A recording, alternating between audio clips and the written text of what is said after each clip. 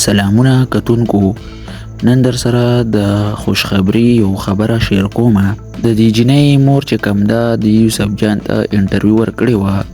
که هغه انټرویو تاسو نه وي کتلي نو ورشئ ویې ګورئ. ډېره ښه انټرویو ورکړې وه. دې جنۍ مور ورته ویلي وو چې ماښام ټایم و او زه کور ته رالم او کور کې زما لور نه وه. بیا ما داسې 9 لمبر نه کال وشو. بیا یې ما ته وویلې چې ماله 10 لکه روپۍ راکئ او زه به تاسو له د لور درکمه. نو بیا وله 2 کالې مالې او سره مړې وله خرڅ کړي وو او دو وله 15 لک روپۍ جمع کړې وې.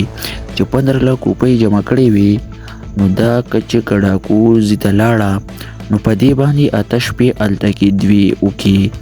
که هغه انټرویو تاسو نه وي کتلي د یوسف جان چینل کې هم پراته ده نو هغه ویو ګورئ. نو بیا ته یوسف جان دا تپوس هم کړی وو چې دا جنۍ د څو کال وه. نو اصل کې دا جنۍ د 11 سال وه. بیا د دې مور ډېره هم پریشانه وه او دوی ټول کالې خرڅ کړی وو. نو بیا ټول پښتانه چې کوم دی اواز اوچت کو او کچې کډاکو له لاړل.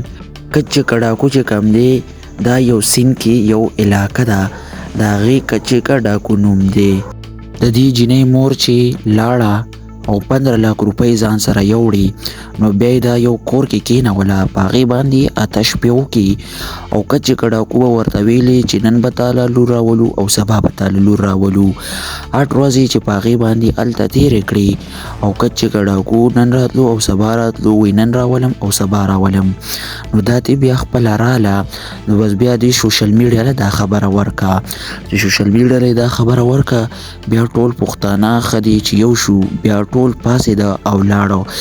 بیا تر خلک وایي چې دا پی ټي آی پارټي والا کولا وکه او که دا ان پی والا پارټي کولا وکه که نه دا عوامو کولا وکه.